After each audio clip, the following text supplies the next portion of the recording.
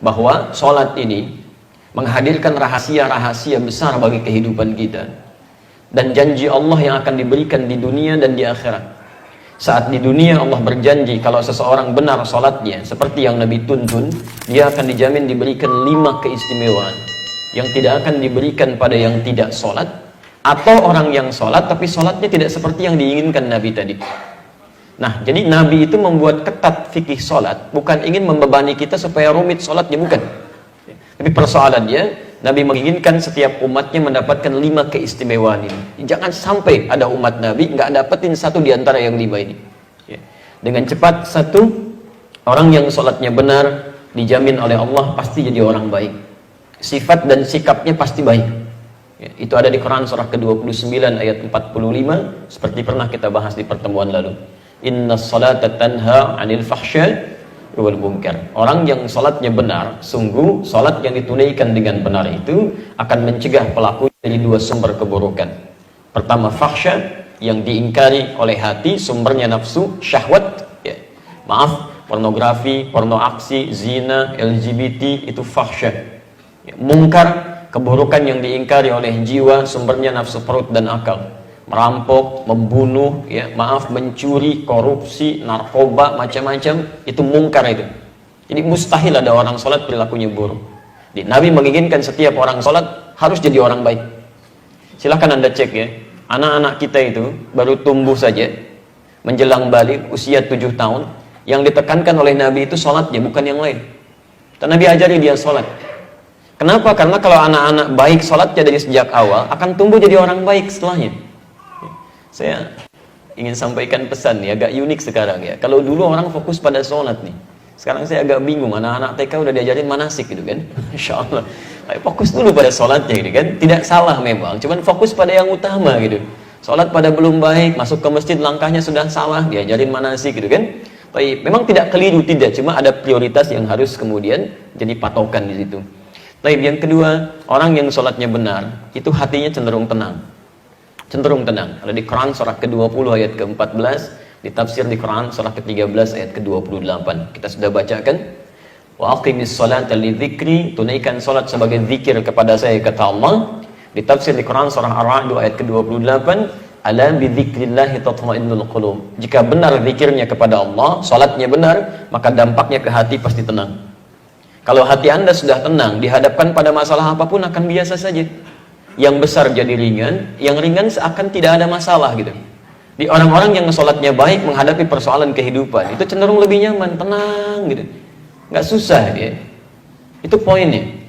Yang ketiga, orang kalau sholatnya benar dijamin langsung oleh Quran, seperti pernah kita bahas kemarin ya, Allah akan jamin kemudahan hidupnya, bahkan rizkinya. Itu ada di Quran surah ke-65 ayat 2-3, ditafsir di Al-Baqarah di ayat yang sama 2-3. Wa may yattaqillaha yaj'al lahu makhrajan wa yarzuqhu min haitsu la yahtasib. Ya. Siapa yang bisa meningkatkan takwanya kepada Allah Subhanahu wa taala, takwanya tingkatkan, yaj'al lahu makhrajan. Kami berikan jalan keluar, solusi dari setiap persoalan yang ia alami. Tolong garis bawahi lagi ya, sering kita lupa ini. Rumus menyelesaikan masalah itu mudah menurut Quran. Anda tingkatkan takwa, masalah Allah selesaikan. Semakin Anda tingkatkan takwa, persoalan lebih ringan. Orang-orang yang terus meningkatkan takwanya kepada Allah, maka akan diringankan kehidupannya oleh Allah. Bukan gak punya masalah, Bu ya. Sama, dia punya masalah. Cuman saat akan dihadapi, Allah sudah ringankan masalahnya, sehingga seakan-akan seperti gak punya masalah.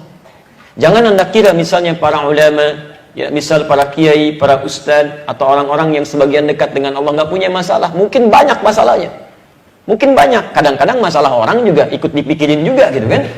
Silakan Anda cek. Apa Anda pikir pulang pengajian ustadz selesai? Tidak. SMS kadang penuh lagi, kadang ada yang nanya via email lagi. Ya, diri sendirinya mungkin nggak punya masalah, masalah orang ikut dipikirin. Ya. Nah, tapi alhamdulillah, ya, beberapa keadaan dibuat ringan. Ya, bukan nggak punya masalah, tapi diberikan keringanan. Ya, dengan beberapa hal yang Allah kemudian berikan aturannya. Dan Anda tidak harus menjadi ustadz atau ulama untuk mendapatkan ketakwaan kepada Allah. Abu Bakar seorang pebisnis, ya. Uthman seorang pebisnis, Umar bin Khattab seorang birokrat. Ketika dekat dengan Allah, ringan masalah kehidupannya. Tayyib. Nah, bagaimana cara meningkatkan takwa? Kalimat takwa disebutkan 115 kali dalam Al-Quran. Kalimat pertamanya bersanding dengan sholat. Di Al-Baqarah ayat 2-3. Dzalikal kitabu la raiba fi hudan lil muttaqin. Siapa muttaqin ini? Ayat 3-nya. Alladzina yu'minuna bil ghaib wa yuqimunas shalah. Yang menyempurnakan sholat. Jadi kalau Anda punya persoalan dalam kehidupan, padahal sholat tiap hari, 5 waktu plus sunnahnya belum selesai juga, maaf, bukan karena sholatnya, mungkin cara kita menunaikannya yang belum sempurna. Karena bahasa Qurannya menyempurnakan sholat, bukan cuma asal sholat. Taib. Yang keempat, orang yang sholatnya benar, dijamin langsung oleh Al-Quran, setiap doa yang ia mohonkan kepada Allah, itu akan disegerakan untuk dijawab. Disegerakan untuk dijawab. Masya Allah, ya. Itu sudah kita contohkan di bulan lalu. Bahkan contoh yang sangat luar biasa, yang kata manusia nggak mungkin terjadi, kata Allah tidak ada yang mustahil. Itu contoh di Quran surah ketiga Ali Imran ayat 38-39. Posisi paling kanan sebelah atas di pojok, ya, yang sudah berumah tangga puluhan tahun, sudah sepuh, rambutnya sudah memutih, fisiknya sudah letih, istrinya maaf divonis menopause dan mandul, kata dokter nggak mungkin nih, ya, ada keturunan. Tapi apa yang terjadi? Teruskan aja ya. Antum kan sudah sholat, tenang aja deh. Baik. Urusan lampu padam nyala, urusan kita ta'lim. Baik. Jadi apa yang terjadi? Suaminya kemudian sholat, memohon kepada Allah dalam sholatnya dan dikabulkan dan punya keturunan dia. Ya. Dan yang terakhir, yang kelima, teman-teman sekalian, orang yang sholatnya benar dijamin oleh Allah Subhanahu Wa Taala hidupnya akan selalu bersanding dengan kesuksesan dan kebahagiaan, apapun aktivitasnya. Itu ada di Quran surah ke-23 ayat 1 dan 2. Jadi Anda tidak diminta oleh Allah jadi apapun, silahkan aja sesuai dengan apa yang Anda kira-kira inginkan, selama itu baik. Yang penting kaidah Qurannya soleh, ya, menjaga aturan Allah, dekat dengan Allah. Quran surah ke-7 ayat 189. Anda mau jadi pembisnis, silahkan pembisnis yang soleh.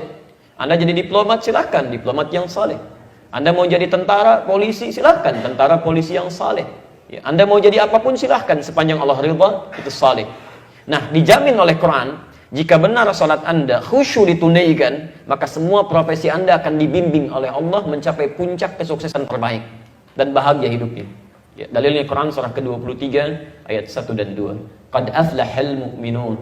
Orang yang imannya benar pasti akan mencapai kesuksesan dan kebahagiaan dalam setiap aktivitas hidupnya. Apa ciri pertamanya? Ayat 2-nya. Alladzina hum fi salatihim khashi'un. Jadi rahasia di balik perintah Nabi, ketatnya aturan Nabi terkait persoalan salat ini bukan semata persoalan fikih, tapi Nabi ingin memastikan semua umatnya, satu, baik sifat dan sikapnya, kedua, tenang dalam menjalani kehidupan, ketiga, mudah dalam mengatasi persoalan, keempat, bila cepat dikabulkan Allah, dan kelima, apapun profesi mereka bisa mencapai puncak kesuksesan yang diharapkan dan bahagia kehidupannya.